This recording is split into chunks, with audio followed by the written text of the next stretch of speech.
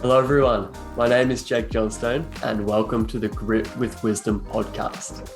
This is the podcast that aims to delve deep into the inner psyche and the mindsets of mountain bikers from all aspects of our sport in order to help you understand some of the tools, the tactics, and what it takes to push the boundaries of our sport from a mental and emotional perspective. Today's guest is Semn. Simon is a friend of mine from Australia and now a Queenstown, New Zealand local. Simon's no stranger to the show, and some of you may remember him from the very first episode of the Grit with Wisdom podcast, where we chatted about his upcoming Everest challenge, otherwise known as the longest long day.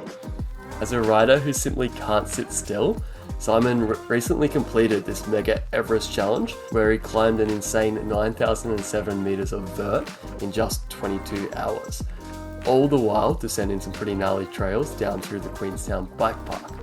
Well, he's finished that now, and instead of resting up, he's gone straight into another somewhat crazy challenge. So I thought what better time to have him back on for part 2.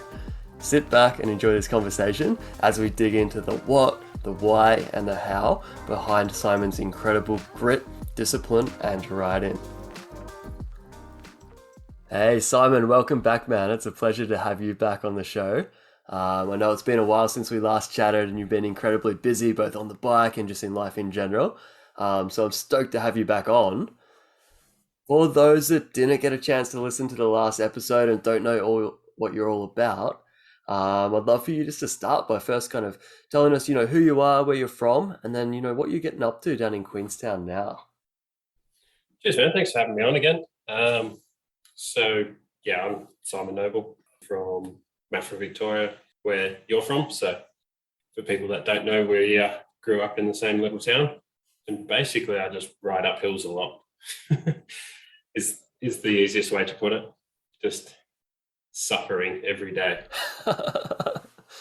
So you love suffering, but I take it you also love the downs as well. Oh yeah, for sure. Like that's why you do it, isn't it? Yeah, I don't ride up the hill just to cruise down something boring and slow or real easy. So I just try to pick the funnest way down and try to change it up a little bit, but it's a bit hard sometimes. Especially when you're doing the amount of laps you do. We'll get into that in a second. But originally from Maffra there in Australia, and you've been living in Queenstown in New Zealand for how long now? It's about 2.5 years, maybe a bit longer now, just before sort of COVID really kicked off. Yeah, fantastic, man. So you've definitely made good use of that time since you've been there. And I'd say, almost a local now. What would you say? Oh, getting close. I pretend I'm a Canadian local, so you can take it there as well. Yeah, Queenstown's been awesome living here while it's been not very touristy. Yeah, I bet it's a nice change. It's going to change pretty soon. Like with the Aussies being able to come in now, it's already busy again. Yeah. Oh, well, that'll be nice in a way, but I'm sure you appreciated the quiet time there as well. So you mentioned there, you're obviously a sucker for a good old sufferfest. You love pedaling up hills just as much as you love shredding the steep and gnarl on the way back down. Last time you were on the show, I know we spoke a lot about an upcoming challenge you had going on, you were calling the Everest challenge. Mm-hmm. I'd love for you, now that you've completed that, to dig in a little bit and start by just kind of explaining to us what that was and why you did it. So, like the Everest challenge is a climbing challenge, basically, that is the height of Everest, so 8,040 or 8,848 meters. You need to do it in one activity. You're not allowed to sleep. You've got to use the same route. So for me, I rode up the access road at the Queenstown Bike Park, and then just up out of the trees a bit, so past the highest trail, and then sort of picked a bit of a techie but fast way into the midway, and then a bit more fast and a few steep and fun bits on the way down for the second half. Yeah, fantastic. I was curious, I've seen lots of photos and lots of videos of you kind of on the way up, but I'm curious to dig in a little bit into like what the way down looked like for you, because I think you ended up completing, was it 22 laps of this course? 21 and a half, but yeah. 21 and a half, yeah, in order to get the elevation there. So what was the way down like? How would you describe that trail or that route? It was definitely like a pretty good mix. So it was like a sort of open shared path on part of it, and then like an old walking track sort of section, then into the bike park, which was Hammy's Link. So it's pretty fast, rough, sort of blue trail. Doesn't see that much use or attention. And then joined onto Hammy's for a bit, and then onto Fernhill Routes, which runs sort of alongside Hammy's into the Midway, which is just sort of like a rooty beachy little single track, which is quite cool. Wow. So that must have been tricky as you kind of got further down, into the day Yeah, and started getting a little bit fatigued, and then all of a sudden you're in this kind of rooty, tight trail at the end there. yeah, like it's sort of the trails I ride all the time anyway, so Okay. it's it's pretty ingrained now. Super familiar with it. Yeah. Yeah, like I would have done hundreds of laps of it before the actual Everest. So That's awesome. It sounds like you were well prepared. We'll dig into that kind of more as we go along with my questions there. But just on the topic of the Everest Challenge in general, I know, you weren't just doing this for fun, were you? There was kind of a bigger reason, a bigger why behind this massive challenge. Maybe you can speak a little bit on that.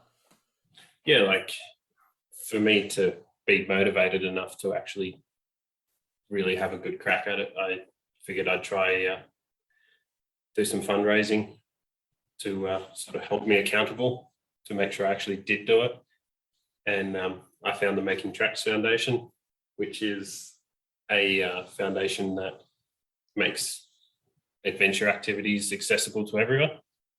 So like for people in wheelchairs and just any sort of physical disabilities or whatever's stopping them from being able to do activities. So like what I particularly raised money for was for a gravity quad to be built, which is like a four-wheeled, full suspension sort of billy cart with handlebars. Yeah, man, that's unreal. I'll certainly I'll share a link to the Making Tracks Foundation in the show notes Yeah, it's here. cool. And 𝗳𝗹𝗴𝘀𝗵, who's the guy behind it all, is a real cool dude. And yeah, he's a tetraplegic, so he's obviously got his own issues with being able to do all the fun stuff, but he still gets out, goes rafting, paragliding, and he's got a different set of controls to use like an adaptive bike as well. Okay, yeah. Man, it's so cool to hear that there's people out there, that could make all these excuses. Really, they've got every excuse in the world not to get out there and enjoy the trails and enjoy the forest. But they're finding ways. They're finding ways to make it work. And then it's so cool to hear that you came up with this challenge, not only for yourself, but in order to, help this foundation and help raise money for one of those bikes. It's so rad. Yeah, definitely not the first person to do an Everest or even do it in Queenstown, but yeah, there's still not many people that have done it, that's for sure. Yeah, absolutely. It's still no small feat. Maybe like 20,000 worldwide Yeah. sort of people So that have done it. just to put it in perspective too, like you started in the dark, you finished in the dark. How long were you actually on the saddle for or on the bike for that day? From start to finish was 22 hours, 36 minutes and Wow. some seconds. I'll tell you what, that's one big ride. Yeah, it was 140 something kilometers and 9,007 meters of vertical and Wow, somewhere over 10,000 calories burnt. that's insane. So Yeah. such a big day. That's so many questions popping into my mind here to ask you. But speaking of the calories, there, burning. What did you say? 9,000 calories, 10,000 plus. 10,000 plus calories. What did you Yeah, eat? lots. Lots. Yeah. Just so much food.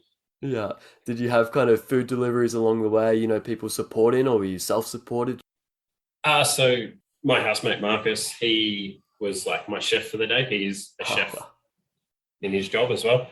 What But a guy, we eh? set up like a pit tent in the midway of the bike park, and I would stop on the way down just because I figured that's when I would need a rest to break up the descents, but the descents stayed strong most of the whole event sort of thing. But yeah, on the way up, if I wanted something cooked, I could just pass him and say, oh, can I have this next time I'm back? So like sometimes it was like a chicken and rice and all sorts of stuff wrap, or sometimes it's just a sandwich, or just, whatever. Just tried to mix it up and just have it pretty high carb, sort of calorie dense food, but it was definitely a struggle to eat enough calories anyway. I bet, man. Yeah, that's so great. Having a mate like that in your corner, just there cooking you food. I'm sure that made the day, so much more achievable, rather than, making 3,000 burritos and trying to carry them all in your backpack or something like that. That's fantastic. But I'm sure, you got to a point where you were just burning more than you could possibly put in after such a long day. Yeah, but I would definitely do it different next time. I'd go a lot more liquid carbs and calories. Right. Yeah, I was curious to kind of... They're less volume. Yeah. Yeah. I know I haven't done any rides anywhere near as big as the one you just did, but I know even in, doing a big, nice long day, a popular route here on the North Shore in Canada is called a Triple Crown. Yeah. It's basically 3 mountains in a day. Familiar with that.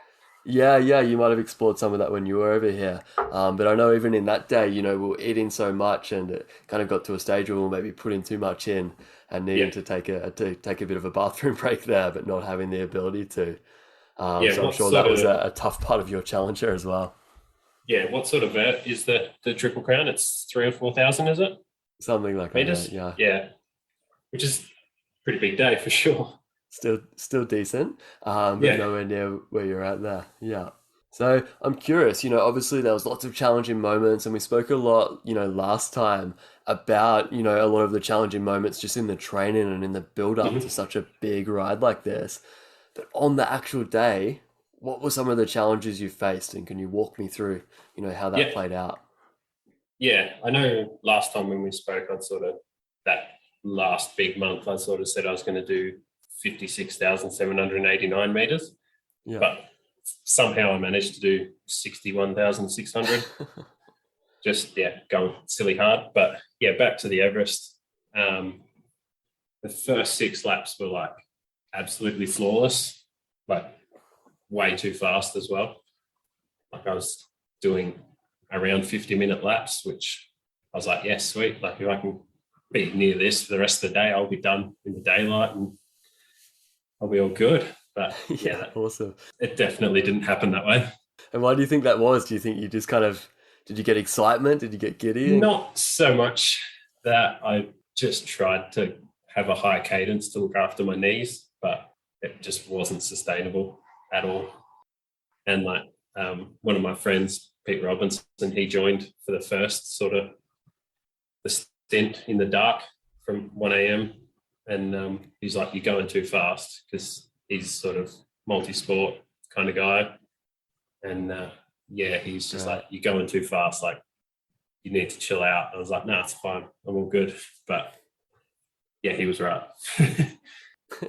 Interesting. So some good learning there. So how far were you into the day when you kind of realized that, hey, he's right, I need to slow down a little bit, I'm starting to bulk? It was too late when I realized that, like halfway through the day kind of thing. So around that 4,000 or 5,000 mark. And right. And how did that kind of affect, your attitude or your mental game when you realized that, oh man, like I'm starting to feel tired here, maybe I've been going too fast? There was around that, I think it was about 5,500 meters in, I was just like, I don't know if I can do this. And there was definitely a few thoughts crossed my mind where I was like, I think I need to really just, I don't know, get out of this thought process and just try, keep going.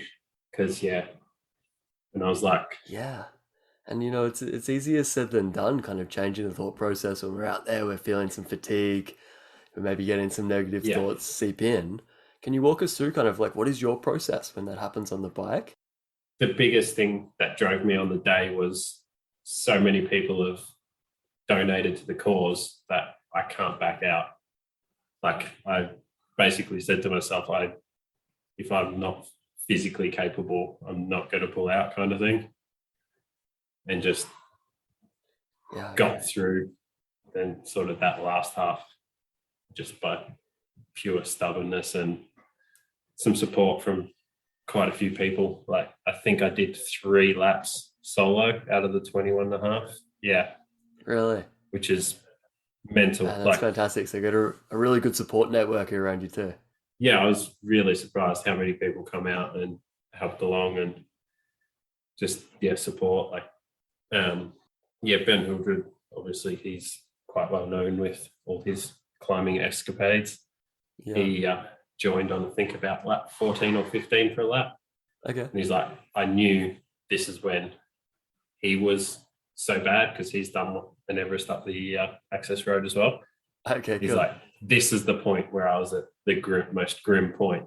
So he just come along and talked absolute shit to me. He didn't expect any answers or replies. He just weird facts, like dad jokes, like just rambling absolute crap. And definitely helped. Yeah, having someone there that understands the process and knows what it's like, not only to do a big ride or to do a big challenge, but knows what it's like on lap 14 of that challenge and knows when to pipe up with the dad jokes. That's so great. Yeah, and then like Charlotte Frost, she's quite good mates with Ben, and they joined at the same time. She just sort of sat on my back wheel and just to give that sort of feeling that I'm not the one lagging at the back. Okay, yeah. Which she said that's what helped Ben and Henry do their Everest. So that's an interesting idea. And how did you find that, having someone pedaling behind you? I at the time didn't really figure it out. Like, I was just deep in the hurt locker kind of thing. And she was just afterwards. She's like, "Oh, that's what I was doing." I was like, "That makes sense." Like, there was definitely points I would look up and everyone that's on like a first or second lap's nice and fresh and feeling good, and I'm just sort of like, oh, I'm bonking here. And just that subconscious, like I'm in the pack, not at the back of the pack, definitely helped. Yeah, absolutely. It's really interesting. Yeah, that point. So great having those people around supporting you. So it sounds like 2 things there. You've attached like a strong meaning to this goal. One being raising money for the Making Tracks Foundation there. And then 2, having such a great support network around you of, people that have experienced things like this before and people who know, the challenges you're going through. Yeah. Yeah. And like the Queenstown community is a very strong community. Yeah. As with like the BC Vancouver community would be as well. Absolutely. But like Jimmy Ramsey, who is like the manager at like the Skyline bike sort of division, he did 5 or 6 laps with me from like that lap 15 sort of thing onwards to the end. And he was like, "Oh yeah, I'll do like a couple with you and then I'll boost." And then he's just like, obviously noticed I was definitely struggling and just sat with me the whole time sort of thing and just got me through, which was real good as well. Yeah, man, that's great. And I'm sure people too on the day kind of, realize the actual length of what you're doing and, how big it actually is, and kind of got around that and got stoked for it as well and wanted to do a few laps themselves. Yeah, there's definitely quite a few people, like just on park laps and stuff like that, that were just like, "Oh, how you doing? What lap you on? How long you got to go?" And it was real cool because like everyone that stopped at the midway knew something was going on and either asked the question or had seen it on like the Queenstown Mountain Bike Club's socials and stuff for the day. So we raised, I think, about half of the money on the day. Is that right? People there seeing what was happening and seeing how much I was struggling. Man, that's fantastic. So all that fundraising beforehand as you're leading up, obviously, raised you a really good amount, but then just people getting stoked on the day and realizing, actually how much effort you're putting into this. Yeah, obviously some people are like, "Well, I might not donate until I can see it's going to be a thing that's actually going to happen." They might think, "Oh, he's trying it, but he might not actually make it happen." Yeah. So they were just like, "Well, maybe on the day I'll I'll donate and that kind of thing. No, And that's yeah, fantastic, there's dude. definitely a few people like I chat to, and they're just like, "Oh, this is awesome! Like, I'm going to donate now." Yeah. Whilst I was struggling to eat something and drink and just in a heap. Can only imagine. So good. So what was the total amount you raised? I think it was like 9,100 and something. Wow, man, that's no small feat, That's a big chunk of money. Yeah, it was not far off $1 a meter. Dude, that's awesome. Yeah. Money well spent, I say. The goal was to try get 10,000, but Yeah. I realistically thought maybe somewhere between 1,000 to 2,000 would be what I would actually raise. Because COVID times, not everyone has a lot of spare money and that kind of thing. But yeah, it was really cool. And then being in the bike industry, I sort of contacted a few distributors and some local businesses and stuff, and we got some prizes and that sort of thing together. Man, that's unreal. I know one of the questions I had on here was in relation to one of those sponsors, one of the people that kind of helped you out in the lead up there. I remember seeing this awesome promotional video of you jumping off a bungee jump in Queenstown on your mountain bike. Yeah. I'd love to talk a little bit like that. And I'm just curious, like, what was it like going off a bungee swing on a mountain bike? Yeah, so my mate Kev used to work at the 𝗳𝗹𝗴𝘀𝗵 swing, and he just started a group message one day with one of the guys that works there, and he's just like, "Hey, Simon's doing this thing. Do you want to work with him in some shape or form?"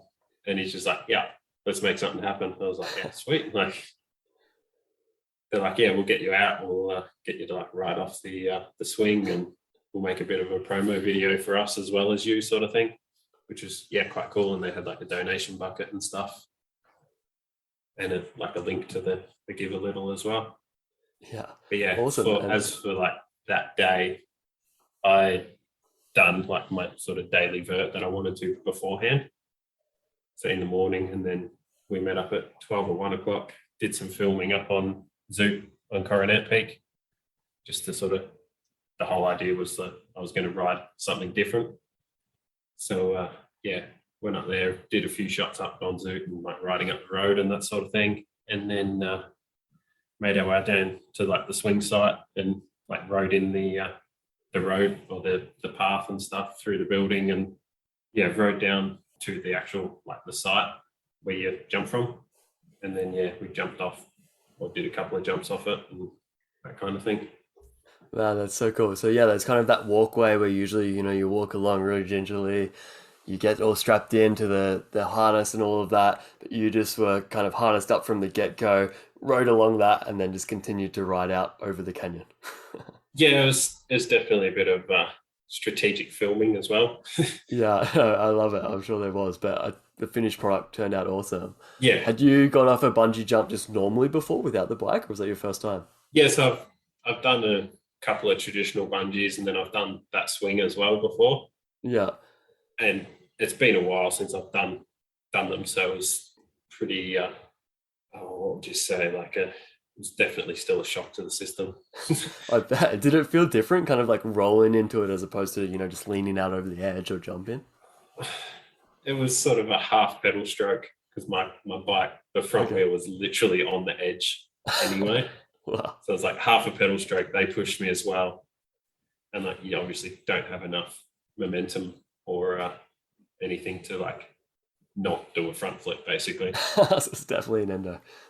Yeah, it was just like you get a bit of forward momentum and then you're down, and then your back wheel's not quite off the wedge yet, so just a few front flips sort of thing and make your way down to the bottom. Oh man, such an awesome thing you did. Not only the challenge on the day, but even just the training and the build up and all of the awesome partners you worked with as well. It's a great initiative. Yeah, there's so many people that got around it. Yeah, dude. I'm curious to kind of dive in a little bit here to the process afterwards. So you've done the big day. You were out there for, what was it, like 22 hours, 9,000 meters of elevation, eating all this food, all these people getting around it, raised lots of money. How did you feel afterwards? What was it like kind of waking up the next day being like, it's done? Yeah, it was pretty much that sort of feeling. to be fair. Like I was just like, oh yeah, I've done it now. And I actually didn't feel physically that ruined. I didn't think anyway. Huh. I felt all right, like muscle wise, that was all good. My knees were pretty cooked. Like, so he got really sore throughout like the last half of the Everest, and like it was sort of painkillers that kept me going. Okay. Basically the gooch and the knee were the biggest physical spots on the body that were so painful. Thanks for sharing that. And just to kind of cut in there, it's funny because another friend of mine, Anthony Busetta, who's actually been on the podcast as well. Yeah, I had to listen to his one as well. Yeah, you listen to Anthony's one. So he's another lover of big rides and kind of comes up with his own crazy challenges over at this side of the world. His question for you was, what was the pain like? Did your knees hurt and did your butt hurt? So it's funny, you've already kind of jumped straight in there and answered those questions. I feel like he's kind of asking from experience there. Yeah, it was, particularly my left knee, just like a stabbing pain in it. And then, just red raw. Won't go into really any more detail than that. I don't think it's needed. No, that's all we need. That's good. Obviously like a bit of a physical, bit of physical pain after the challenge there for you. I'm sure that took, some kind of rehab, some resting afterwards. What was it like though mentally, having kind of come to this point where you're like, hey, this thing I've been working at for the last, matter of months, this thing I've been, putting everything into is now over. What was that transition like? I just still wanted to ride. Okay. Yeah, like Christmas Day in Queenstown, we have like an orphan ride where everyone does a group ride up the access road and then like mega train down the bike park. And I was like, I've got to do it. I can't not do that. And that was too early to be riding up something so steep again. Right. How many days was that afterwards? 3. 3 days afterwards. My God. Yeah. Like on Christmas Eve, so I did it on the 22nd of December. So on the 24th, I like rode down to town and cruised around a bit down to work. Just sort of trying to spin the legs out a bit. And it was niggly, but not too bad. I was like, I should be fine. But yeah, the access road, I was basically pedaling with one leg for the last 2 straights. Just because my knee hurts so much. Yeah. But yeah, I had to force myself to take like the rest of the year off, basically. Okay. And by the rest of the year, you're referring to like the 1 week that was left, right? Yeah. I did try do like a cruisy flow track lap in Fernhill, but I sort of got from like home to the bottom of the trailhead, and it's like 100 meters of vert and a couple K sort of thing. Yeah. And I just like felt crook, like just really sort of disorientated and nauseous. And I was just like, whoa, like I think this might be some pretty serious fatigue. Yeah. That's sort of lingering. Certainly sounds like the body was kind of giving you a few signs there to take a little longer off. Definitely. And there's been quite a few signs since. Okay, so you're still kind of feeling, some lingering effects now? Yeah, I get some weird stuff with my vision at the moment. Like basically like the feeling or the visuals you get from staring at a bright light or something. Right. It looks like that, but then it just grows in my eyes to the point where it like covers my whole vision. Jesus, when my heart rate gets up. Is that, when you're at a point where you're fatigued now, or is that just randomly throughout your days? It seems to only be in mornings when I'm like riding with a nightlight or something. Okay. Just like, super early, like 6 a.m. in the morning, going for a ride in the dark before work or something. And like your mind's getting flashbacks, not this again. Yeah. Yeah, it's like, it seems to be from like a resting heart rate to a moderate heart rate, like around 140 beats per minute. Yeah. It does it, and then it'll sort of chill for a bit, let it calm down, heart rate drop down, and then seem to be good for the rest of it. But Yeah. there's nothing optically wrong, as I've been to the optometrist, and they're just like, Yeah. no, you're all good. You're a bit long-sighted, but that's not going to be the cause. So go to the doctor. Right. Okay. I haven't quite got there yet. Good to hear you're looking into it, and good to hear you've got some kind of ways of managing it now. Yeah. I don't know if that's managing it so much. You mentioned there you're kind of up at 6 a.m. pedaling some days. That kind of leads into the next thing I wanted to talk about. What are you up to now? So the challenge is all over. We're now, well into the next year, into 2022. What are you up to on the bike now? So directly after, I was like, what am I going to do next? And I was just like, I really don't know. So I was just like, I'll ride every day of the year. That's an achievable goal with fatigue on board. So like, even if I just ride to and from work, that's riding sort of thing. And I was just like, yeah, sweet, I'll do that. And then I was like, well, I think it was like 240,000 meters from July to December. I was like, well, I may as well do the 1,000,000 feet, which is 304,800 meters. So I managed to do that in 240 days. And then obviously there was quite a few days off with the Everest, after the Everest and that sort of thing. So yeah, I got that done. And I was like, yeah, cool. I'll just keep riding every day, just smashing some vert, that sort of thing. And then I decided that I'd do 500,000 meters for the year. Wow. Which is just dumb. But I'll say. It's a massive amount. And because January, February wasn't huge for vert for me, I was definitely on the back foot from once I actually decided that's what I was going to chase for the year. Right. So you've got a bit of catching up to do. I'm sure you've done the maths. If you were to, just average it out over a year, how much would that work out to be, pedaling each day? It was around 1,400 meters a day. Right. So pretty much a giant ride every day if you were to, be consistent and do the same ride every day. Yeah. It's a commitment for sure. Yeah, with what you just mentioned there, taking it slow in January, obviously after this huge challenge, what are you averaging at the moment as you kind of try and catch up and gain a bit of extra elevation there? Yeah, so when I decided, I was 26,000 meters behind, and for the past like 6 odd weeks, I've been going pretty hard, and I've been averaging like 1,900 meters a day for that 6 weeks. So I'm like 5,000 meters behind now, which is, I'm feeling a bit more comfortable with that, but I still want to get some decent meters in the bank before winter really sets in. Yeah, I'm sure kind of as it starts to turn and get a little bit snowy down in Queenstown, does that affect kind of the amount of elevation you have access to?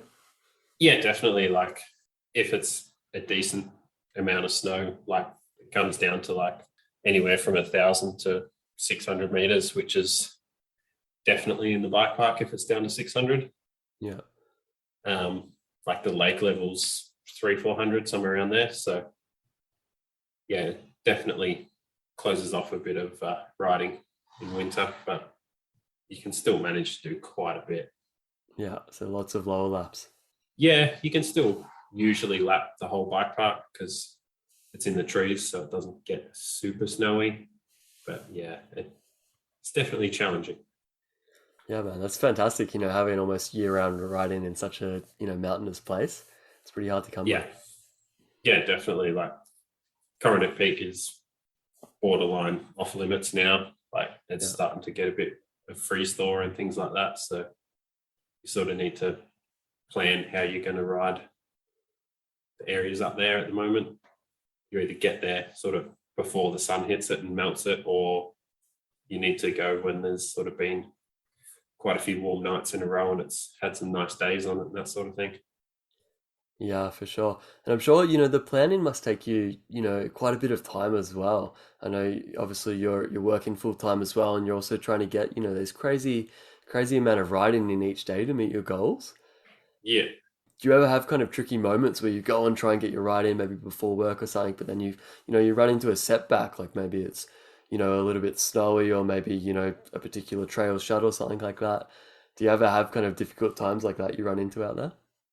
Uh, it's been pretty good for this year, but like last year in the lead up to the Everest through winter, there was basically the whole bike park got freshened up. Jeez. So there was points where there was like one trail open on the way down, which sort of leaves your choices pretty limited. So you I just bet. have to ride what's open. Yeah. But Did you ever get kind of, stuck and have to ride the access road down? there was one day when we were in like a level of lockdown, like our level 3, which was like you can work, but the fun things were still out of bounds kind of thing. Yeah. So like the bike park was closed, or there was not meant to be people riding it. Yeah. But I just went up and down the access road 3 times in the pissing rain. Oh, dude, that's brutal. I was just like, I just need to get this vert done. And Yeah, man. that was the quickest way to get out of the rain. I bet. Some true grit and mental strength there, going up and down the access road in the rain while you're meant to be locked inside due to COVID restrictions. Yeah, like we're obviously allowed to be outside and exercising and stuff, but Okay. we weren't meant to be riding fun trails. Yeah, fair enough. Well, thank God that's all over.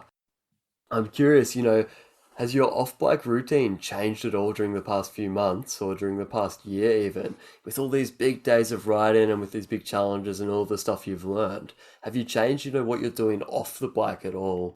Yeah, like I definitely stretch a bit more. I have a Theragun that cops a fair hiding. Just like pummeling my legs like first thing in the morning when I wake up. If I've done a big ride before work, I'll give a quick couple minutes go over just to loosen things up before I go to work again. And then when I go to bed, same thing, like, or after a ride, it happens again. So Wow, so what is that, like 3 or 4 times a day on the Theragun? yeah, so like sometimes the battery's flat in like 2 days, Jeez. which is potentially too much. But my physio that I saw in the lead up to the Everest, he's just like, don't use it much. I was like, oh, okay. But I was getting a bunch of like dry needling and then like the pressure boots and the hot cold sleeves and stuff as well. So like I didn't really need the Theragun then, but yeah, no, it was cool to see you kind of, use some of these other interesting therapies and kind of off-bike stuff to look after your body in the lead up. Yeah, I just sort of went to him and I'm like, I just don't want to get any injuries in like this 6-week period beforehand.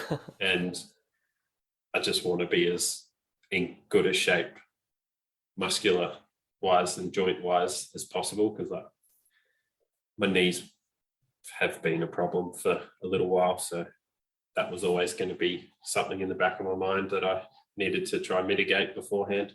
And what did you do afterwards? Did you go kind of hard into physio and hard into rehab after kind of experiencing that bad knee during the challenge? Sort of just left the knee alone, to be honest. Okay. Just made sure all the muscles stayed nice and loose, really, for the majority. Was just, still Theragun like twice a day, stretch, roll, all the sort of usual things that I do anyway. And just not with the abuse to the muscles in between, really. Certainly sounds like you've, got a strong foundation of just movement there and keeping the body, nice and loose, which makes a huge difference there. Yeah, there's definitely times I get a bit lazy and maybe skip stretching and that sort of thing if I'm running a bit late. And after doing that for like a day or 2 in a week, you definitely feel it. It kind of gets to a point where it hurts more not to do than it hurts to do, right? Yeah, definitely. Like once you get into a routine and do it regularly, it just becomes a bit of time than pain, really. And like, I'm sure you know that after your month-long challenge, like the more you move, the better you feel. Yeah, man, it's exactly right. And it's funny, that was one of the things I noticed most was, at the start I had a lot of kind of internal resistance to actually just getting on the mat and getting it done each morning. Whereas now I'm finished the challenge, but I'm still stretching every morning. And it would almost feel weird if I didn't wake up and stretch now. That would be harder than just getting on the mat and having a stretch. Yeah, like once you've got that routine set, it's such a valuable thing. Like I'm pretty useless human if I don't have a routine. or a goal even. Certainly sounds like you've got that figured out and you've always got something to strive before. I did want to ask, do you ever have days where you kind of wake up fatigued and you kind of contemplate, just laying in bed, not getting up super early before work and right in? And if so, what does your inner dialogue look like that? And how do you kind of overcome that resistance? Like work days, I'm almost like just on sort of robot programming. It's just like wake up at anywhere from 4:30 to 5 o'clock, get up or theory gun stretch quickly, get up, make breakfast, sort myself out, sort the bike out, and try to be out the door before 6 o'clock sort of thing.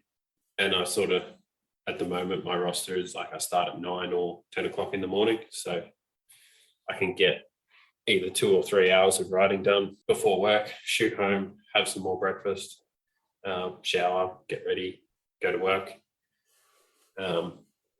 So like that way I'm like quite robotic and it just happens kind of thing. Whereas on my days off, I definitely struggle a bit more with a routine because I'm just like, I'm pretty ruined from my work week and writing and everything. So I'll just have a little lay in, and then it's like 8 o'clock before I get out of bed, and then 10:30 before I leave the house, or even contemplate leaving the house. And then sometimes it's midday or 1-2 o'clock, and you're like, shit, it's gonna be dark in 4 hours. Like, what have I done with the day?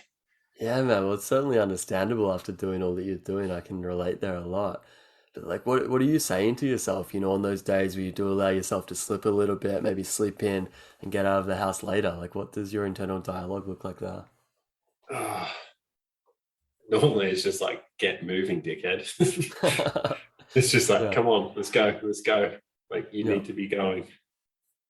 But yeah, sometimes it's just like, I'm just ruined. I'm just going to sit here for an hour and just chill, which, I end up getting restless and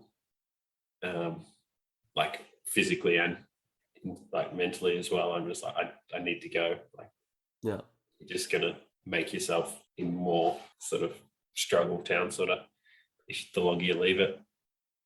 And motivation gets pretty low when I sit around doing nothing. So I need to keep moving. No, that's interesting. It also almost sounds like, once you sit around for too long, all of a sudden you're like, okay, now it's time. Now I'm, restless and I want to move. Yeah. And sometimes it's just like I've sat around too long that I've got zero motivation and so lethargic that you're just like, well, this is going to suck now. Right. So you just try do it before you get to that stage, because otherwise, it's just even more of a battle. Yeah, so it sounds like it's kind of a cool learning you've had, is kind of learning that, if you put it off and put it off, it almost is worse later on. So taking that to the next day, you're like, okay, let's just do it so that I don't have to suffer later on. Yeah, I definitely don't seem to get out at 6 o'clock on my days off though. No, that's fair enough. I struggle doing that on mine as well. Yeah, today, like, it rained quite a lot overnight, so I was out the door at like 10:30 or something today, which was reasonable. Absolutely. And it sounded like you had a bit of an adventure out there today. You mentioned, losing your phone and stuff like that. Yeah, phone fell out of my pocket. And classic. Pretty, some quite slippery trails, which was pretty fun. But just didn't quite go to plan today, and was a bit short on the 1400 today. Okay, so ready for a big one tomorrow then? Like I can do 3 hours before work, as long as I'm out of the door before 6 tomorrow. 3 hours of riding before work. Yeah. That's impressive.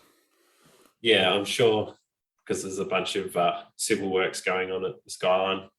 Okay. Or the top building. I'm sure they're just like, what is this dickhead doing? Who is this guy?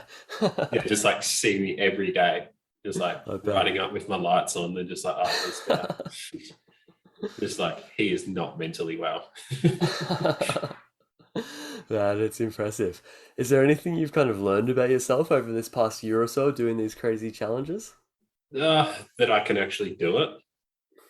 Like, I obviously, come from pretty flat area.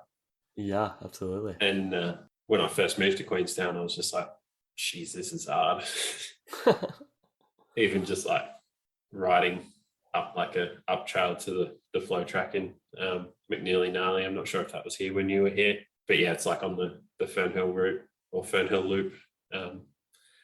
In Wynyard sort of area. It's just a real fun flowy track. And the first time I moved, like when I first moved here, I couldn't even get up that climb, which is like 100-meter climb.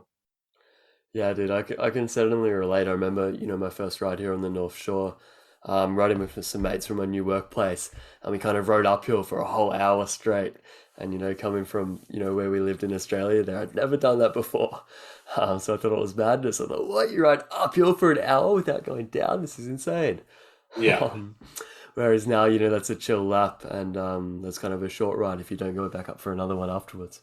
Yeah, exactly. Like it's just the environment you're in sort of shapes the kind of person you can be. Absolutely. So yeah, kind of self-belief has gone up, and you realize actually what you're capable of over this past year. And just seeing other people do real cool challenges. Man, that's awesome. I'm curious to dig into too, like how you set these challenges and how you come up with the number. Because to me, the number of meters you're riding and the length of time you're doing these challenges for, it all seems insane. So how do you come up with a challenge that's achievable and fun, yet not so far out that it just takes away any fun from it and it's just all suffering? Yeah, I don't know. I think it's just silly, really. But I enjoy it.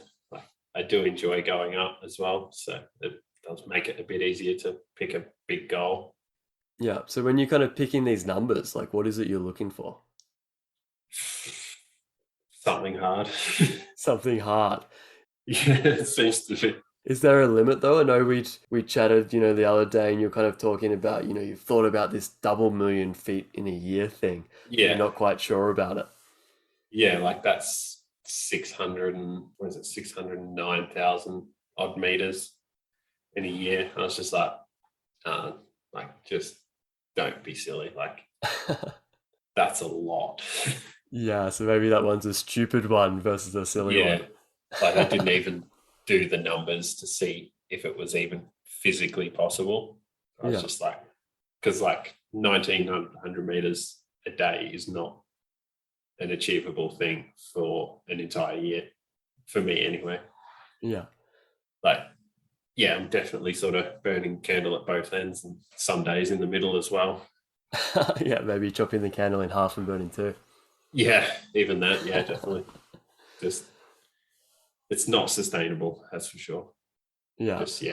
What's next for you after this challenge then? So after this, I've got an idea of doing a really big sort of loop around the bike parks of the area sort of thing. Okay.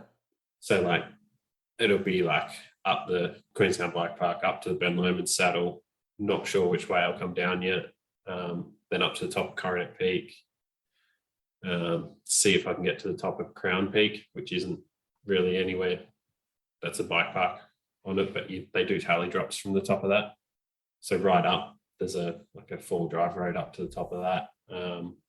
Then cross over to the Crown Range where there's the lookout at the top, and then go up the other side along that ridgeline to Snow Farm, down that road up Cadrona to the bike park there, down the Peak to Pub Trail, back over Crown Range, and then back up Remarks and back down.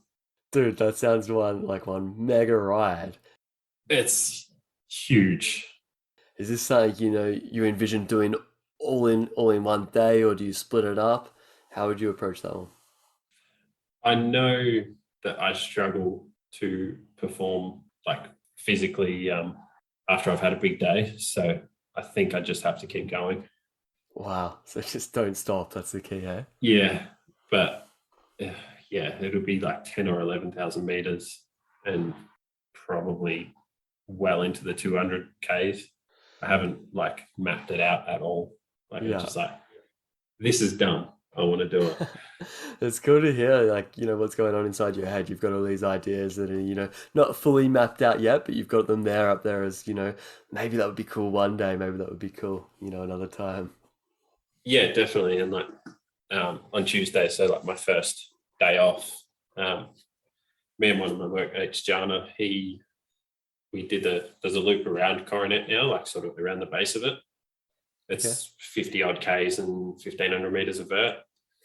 So we're like, oh, we'll do that and then we'll do the Moonlight loop. So I'm not sure if you would have done that when you were here at all. Yeah, no, I'm not familiar with that one. So we're like, oh, we'll start at Atlas and finish at Atlas, and it'll probably be about 100 Ks. Yeah, and that's a bar there in Queenstown, right? Yeah, so it's a beer cafe bar thing, and Nice. it's definitely a popular place for riders. So we sort of decided that we call it the Atlas 100, and yeah, it turns out it's 105 Ks and 3,200 meters. That was meant to be. Yeah, it was just like, let's do it. And yeah, pack some snacks, and so off we went. Right, so that was just the other day. I think I remember seeing some stuff on social media of that. Yeah, on Tuesday. So yeah, so just a casual kind of 100 kilometers. Yeah, like definitely put a bit of toll on the body. Like yesterday was a little bit of a struggle. Yeah, right. I was joking there because for me that's an insanely long ride. It's like, oh yeah, on my day off the other day I rode 100 Ks. Yeah, it took a few weeks for us to actually get it done because of weather and that sort of thing. But okay, yeah, it was not like, oh, I'm going to rest for a few days to make it happen. I was just like kept on with my sort of anywhere from 1,600 to 1,900, 2,000 meter days. And yeah, we're just sort of like, yeah, today's the day, let's do it. Man, that's rad. You've been up to so many cool things down there. I wanted to ask though, if you could pick any one moment of the past season in New Zealand, what would have been your favorite moment of the biking season down there? I think it'd be riding on the Ben Lomond Ridgeline, which is not strictly legal, but okay.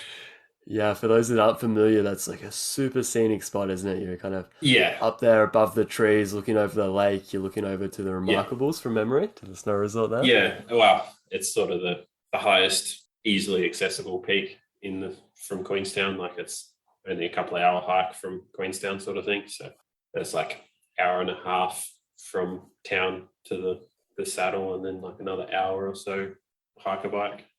Man, that's epic. And quite often you're up there for kind of sunrise, right? Yeah, that's great. Look, I'd love to shift gears a little bit here. It's awesome, hearing about your challenge and hearing about that side of things. But I know last time we spoke, we dug into, some of your past crashes and some of that stuff a little bit, talking about, the physical injuries and the physical recovery there. But I'd love to talk this time, a little bit about the mental side of those injuries. So, I'm really curious, how do you go about, building confidence again after a big crash, and any lasting effects you have on your mental game because of these big crashes you've had in the past? Mm-hmm. Like the big crash at Bright, which was the broken hip, collarbone, vertebrae, bit of a brain bleed and a bunch of gravel rash and stuff. That one was obviously a huge recovery, which was 9-10 months sort of thing from hitting the ground to being sort of signed off as fully fit. That one was a long process, like in a wheelchair for 3-4 months. And then like just getting back on the trainer and just trying to get some fitness sort of thing and just get the body moving and equalizing sort of both legs again, and then sort of back out onto the trails at Blaw's Hill, which is not exactly gnarly trails, but sort of just pedaling around, not doing any jumps, just cruising sort of thing, which was, for me, I was just like, just trust the process. It'll come back sort of thing. And just, go out, don't crash, just have some fun, be outside.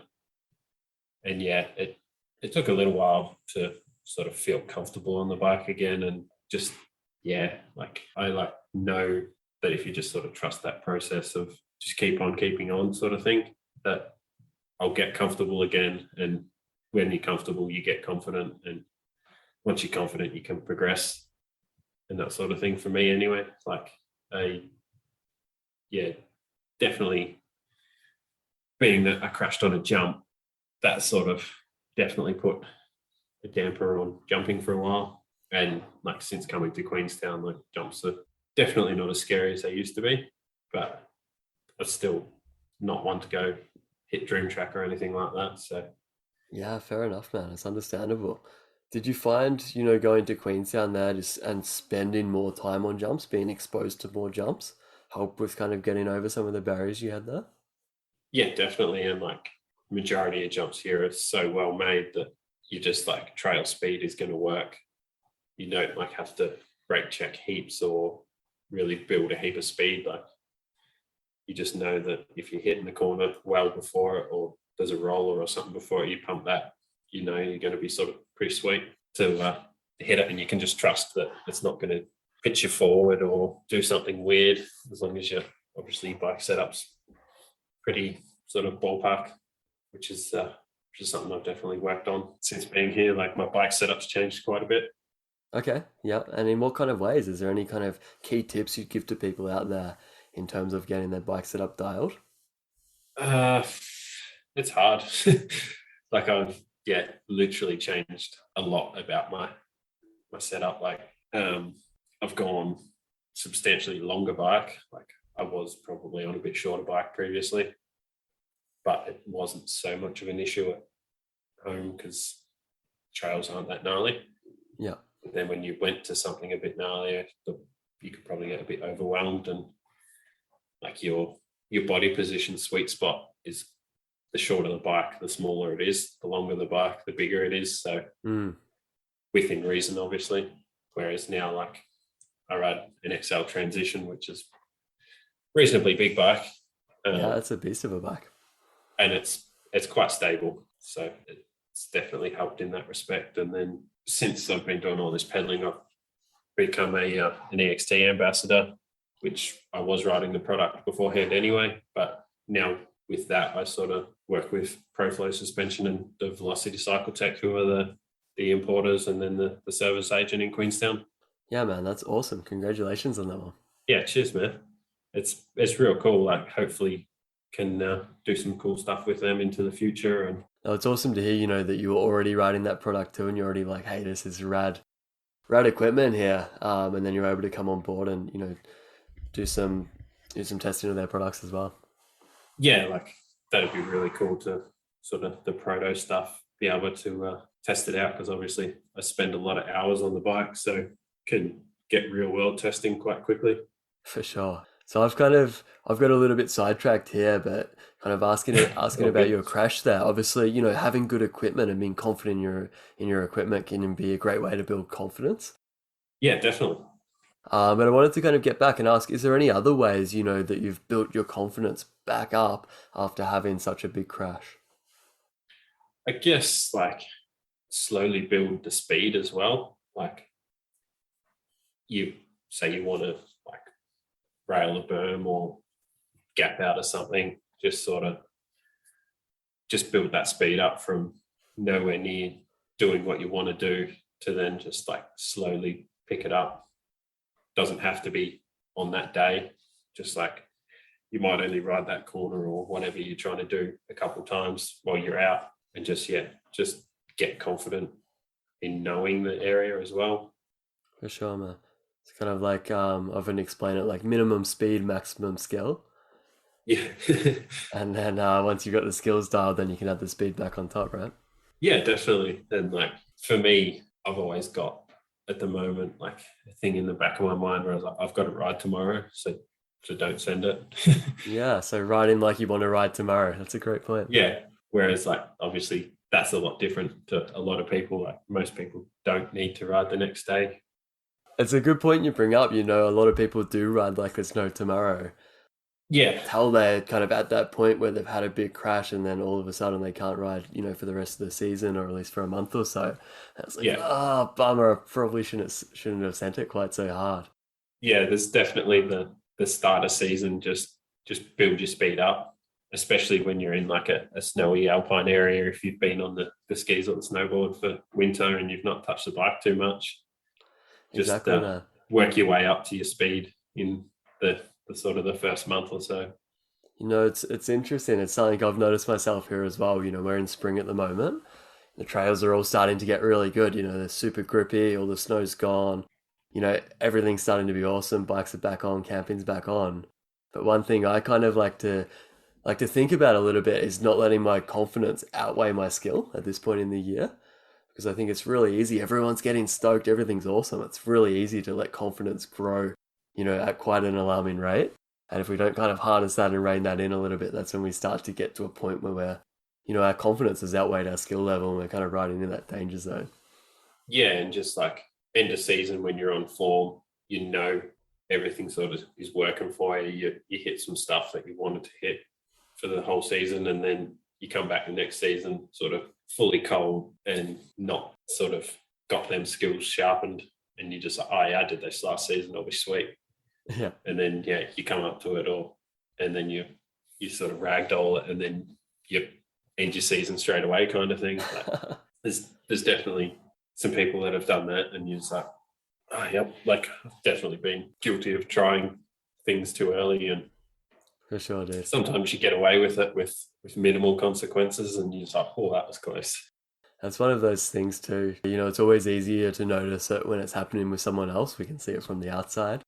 It's a lot harder, and it takes more, strength of character to be able to tell yourself, look, hey, I need to tone it down a little bit. I need to take it a little bit slower so that I don't hurt myself.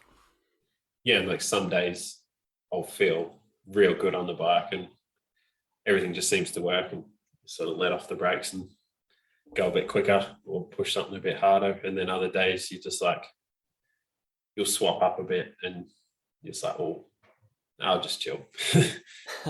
And just, I guess it's time on the bike that you sort of notice when you are riding well and when you're not, and you can figure when to push it and when not to.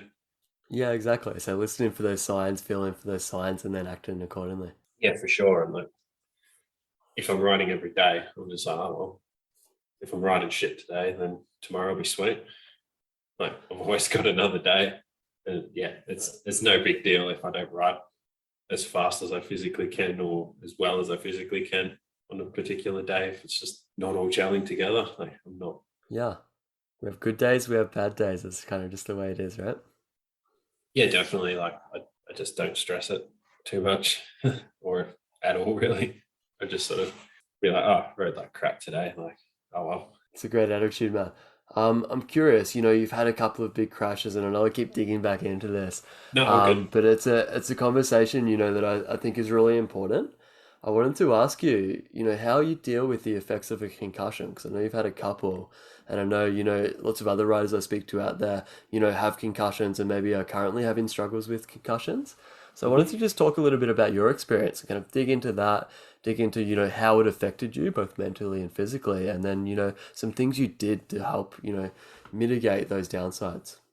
Yeah, so like, obviously, the big crash was a concussion involved with that one. And then I had another decentish one, I guess, when I shifted here, just got caught by a crosswind up on Rude Rock and woke up on the ground.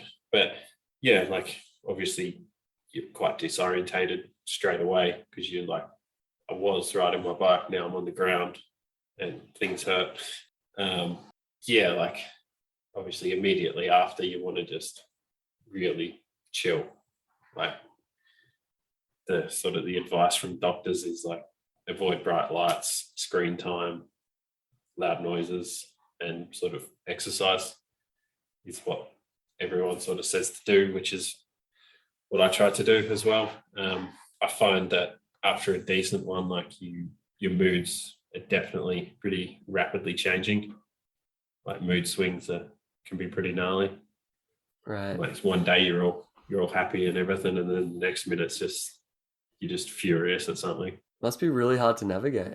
Yeah, like, it's such a not well-known thing with the action sports as well. Like, there's not a huge amount of research into like the effects of so many concussions and that sort of thing. And I definitely found it affects my speech as well. Like, I just completely forget words sometimes, which is quite annoying. Like, I'll just be like talking and then just can't think of a word. And is that kind of a lasting thing, or was that happening around the time of the concussion? Uh, it definitely, from the first one, it seems to have stuck around a bit, but it could be just that I've noticed it post concussion, and I could have always done it. I don't really know, but yeah, but yeah, like just it takes it can take so long to actually heal, and like most of the time you don't really know you're still suffering from them concussion symptoms. Right, so they kind of linger on. Yeah, that was a question I kind of had for you, looking back on it, like how long did it take to get to the point where you're like, okay, like I think I'm back, I'm not feeling the effects anymore. Yeah, so like my last one, I think it was about 3 or 4 months. Wow. It's a long Whereas time, like, isn't it? yeah, and that one was like I was only out for maybe somewhere up to 30 seconds, and Yeah. it wasn't a huge crash, but I sort of got pretty ragdolled from it, so like a little bit beaten up physically as well. So that sort of made me stay off the bike at least. Yeah, when we put it in comparison to, like a general physical injury we might suffer from a mountain bike, it's a long time. Often with, a broken arm or a broken bone or something like that, we're out for maybe a month or so. Yeah. When we're talking about 3 or 4 months, it's a long time. Yeah. Like obviously you can still function as a human. You just like I felt fine during it, but then afterwards like something just clicked and I was like, nah, like I didn't feel right all this time. Right. And then from like the outside, like my work colleagues were like, yeah, no, you definitely could tell you'd got the hit in the head. Like Yeah. you were a bit slow some days. Yeah. And just like being tired doesn't help. Like raising your heart rate affects it so quickly, and you just need to really look out for yourself and just not push yourself too much. And like obviously second impact syndrome is like really bad, because it basically, if you have another one within sort of 6 months to a year, it basically adds that new one on top of the old one. Jeez. And if you have two decent ones, it can be like having one decent one and then one huge one. And you don't want to have to completely change your way of life because you've hit your head too many times. Yeah, man. So some really good advice for people listening. If you have been unlucky enough to hit your head, definitely take it easy, so that this doesn't happen again. Another thing is like if there's a concussion specialist in your area, just like go and see them, and then like even go see physio and stuff and make sure like the rest of your body's in check, and really just give yourself a good tune up and like just try look after yourself, like sort of like restoring a car, like go see all the different specialists for all the different parts and get yourself back on track sort of thing to be as good as you can be. For sure, man. It's definitely worth investing in, especially after a crash or something like that. So I know chatting to you, you mentioned that, you really try not to crash these days, but sometimes, it's just the nature of the sport. It's unavoidable. I wanted to ask, is there anything that you tell yourself kind of directly after, a crash these days, or even just, a kind of a simple slide out on the bike? Do you have any tips to kind of minimize mental blocks building into a mental block? Oh, that's hard because I definitely sort of can block myself out of some of the most random little features. Like there's one that I didn't ride for months. Like nothing happened on it. It just one day I rode the trail when it was wet and it just wigged me out, and I stopped riding it for like a few months. And I was just like, why am I not riding this? And then I just like stopped, looked at it, and I was like, no, it's fine. Like just you'll be fine. Just hit it. But yeah, as for like crashing, most of the time I seem to not really know what's happened. Like my last sort of decent crash, I just clipped my hand on a branch and just like front flipped and just like ended up sitting on the ground, just like, what just happened? And like look up at the trail and I was like, there's nothing on the trail that I've just washed out on. There's like, oh, there's that branch there. And I was like, oh, that makes sense. And just like, I guess figuring out what's happened and breaking it down so you know what the cause was. Yeah, so I noticed you kind of saying there, there was this trail you kind of avoided for a while, and then one day you stopped to take a look at it. And I think that's huge in itself, just stop in and maybe taking a bit of a deeper look and saying, well, what is this thing I'm actually thinking about riding over? Do I have the skills to ride it?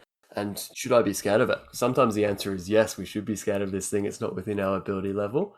But a lot of the time I've maybe worked up that terrain or that feature to be more than what it actually is, or to be harder than what it actually is. Yeah, like it was literally like not much taller than a bike wheel height and like a bike length long, and it just had a couple of roots in it. And I'd ridden it a bunch of times previously. It's just one day it just wigged me out. That's some really cool insight there. Chatting there about, building confidence. It kind of reminds me of a question someone asked us here on Instagram. A mate of mine, Vinny, was curious, how you manage your bike setup when you're riding, really varying terrain all the time, going from, climbing up fire roads to some easy downhill trails and then straight into some steep and nah. Is there anything you're doing out there on the bike, on the trail, kind of with your bike setup? Basically just have it set up for the most demanding terrain that I'm going to ride. So like, I know I'm quite heavy, like I'm a pretty tall dude and not the skinniest. So I run double down tires and a tire inset in the back. And then just the rest of my bike's sort of built to be reliable. Like I've got MV wheels on it and coil shock, and yeah, like just everything is not made to be light to burn up the hill. Yeah, not your typical uphill bike, that's for sure. Yeah, like my Sentinel is a bit more pedal friendly. Like I've dropped the fork down to 150 and it's actually got a recon on the back of it at the moment, which is quite cross country and not huge on traction. But it's a weird tire, that recon. Like we sort of at work call it splooge traction, because the tire just deforms so easily over things. So it actually provides quite a lot of traction. Yeah, it's a weird tire, but I like it. Yeah, man. Good overall point though there of just kind of beefing out your bike and having it, prepared for the worst. Yeah, so definitely. That, it can handle whatever you throw at it. Yeah, and like obviously I will spend a bit more energy going uphill with it, but I know it's going to get down. Yeah. And it's going to be fun riding it down instead of being like, oh, I need to not push into this because I might slash a tire or break a rim or something like that. So I'm just like, nah, it's up for it. So just if I'm feeling good, I'll push into it. If I'm feeling a bit off or it's a bit mellower trail, I'll just leave it be, sort of thing. Yeah, it sounds like the extra weight is kind of a price worth paying in your eyes. Yeah, definitely. It's awesome to kind of get a bit of an insight into your bike setup there. Shifting gears a little bit here again, love to know, we've talked a little bit about the projects, you've just done and some projects you're doing now, but I'm curious if you've got any cool projects or rides coming up in the future that you'd like to mention. Yeah, so that big Queenstown one I mentioned before, like the around everywhere. And then after that, I guess I'll probably try to do some of the great rides in Queenstown in sort of one go, where sort of a lot of people do like the Ghost Road in 2 or 3 days. I just try to do it in one, even back to the start. So like do the loop and then ride back on the road. Back, wow, that would be an epic day. Yeah, it'll be a big ride, but like the Ghost Road is, I think, 80 odd Ks and 2 something vert. So I know I've got it in me to do that, but then just the riding back might be a bit difficult. Absolutely, yeah. And I was like, oh, maybe I'll do like start to finish and then ride it backwards, but it would just be too much traffic and danger that way. Because like I might be climbing up something and someone's bombing down, and when you're not expecting it to be two-way traffic, it might be quite dangerous. So I was just like, nah, I'll can that idea. Yeah, fair enough too. Good to keep all these things in mind as well, and not just kind of take over the trail. Does kind of remind me of another question that we got asked from another follower called Janice on Facebook there. And she was curious, does always having a next bigger challenge in mind help while you're completing the current one? I have no answer for that, really. No, fair enough. I guess because I've got so much time on the climbs to think of different things, I guess it just stacks up the different things I want to do. So it's like, oh, I want to do this. And then you're like, oh, well, I'll forget about that until I'm done. Then you're like, oh, I'll do this when I'm done. And then, oh, I'll do this.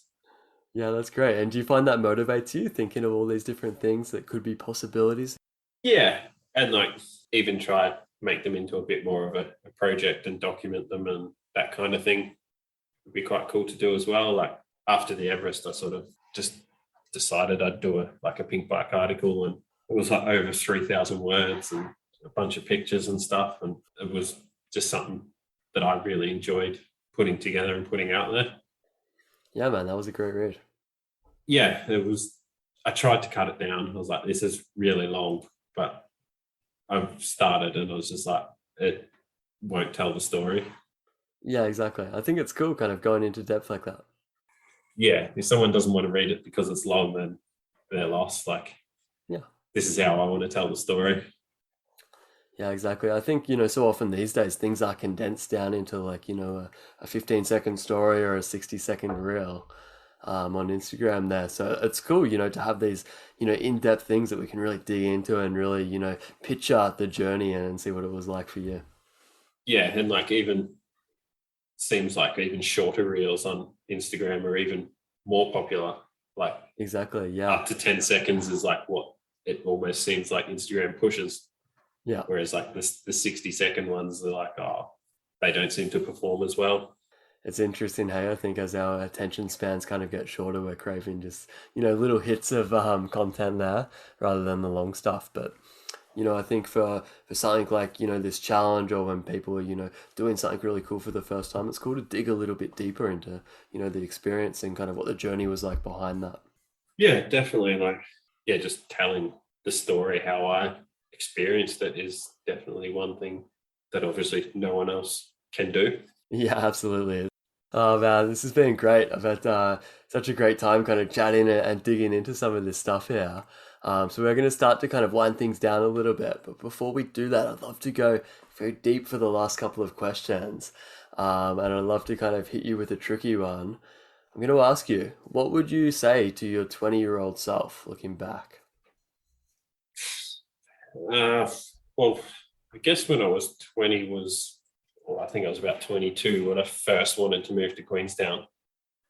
And I just didn't prioritize things enough to make it happen. And I was probably a bit young and naive to have done it anyway. But definitely just get out and chase what you're passionate about. Like I would have loved to have been living here for 10 years now, or even longer. But yeah, just if you've got a goal or a dream, just go do it. Yeah, dude, that's some awesome insight there. I can certainly relate. I'd say a similar thing to myself. But in saying that, the cool thing is that you did it eventually. You're there now. You're living the dream, riding bikes, doing cool things. So following on for that, I'm curious, where do you see yourself in 10 years? I'd like to say I'll be somewhere in the mountains, be it here or elsewhere, and hopefully still able to ride a bike. Hopefully I haven't worn myself out by then. Yeah, like it's such a cool scene to be part of. Like Queenstown has a really good community, and most people are pretty open for a chat and go for a ride. And obviously we all have pretty similar interests if we ride bikes and that kind of thing in Queenstown. So yeah, it's just such an easy lifestyle to live, really. Like it's all pretty chill. Everyone wants to go ride their bike. It's a pretty cool way of life, I think. Yeah, man, I totally hear you. And, after being part of, a similar community myself, I can relate. It's hard to think of, going back and living life any differently after having so much fun in these mountain towns. Yeah, like I can't really see myself living back home anytime soon. It just doesn't have the trail facilities that I feel like I need. Yeah, it does become a need after a little while, doesn't it? Dude, well, it's been an absolute pleasure kind of catching up again, chatting about, your experience with the Everest Challenge there, and then what you're up to now. I think for now, this is a really good place to leave this conversation. We've talked about a whole bunch of different topics, and it's really cool to hear where you're at. I'd love to do this again, maybe sometime down the track. Maybe after this challenge is complete, I'd love to check in again, see where you're at, see what you learned out of it. And then hear about what you're up to next. I'll probably be quite tired by the end of this one. I'd say so, yeah. We'll let you have more than a week of rest next time, but I'm sure there will be a next.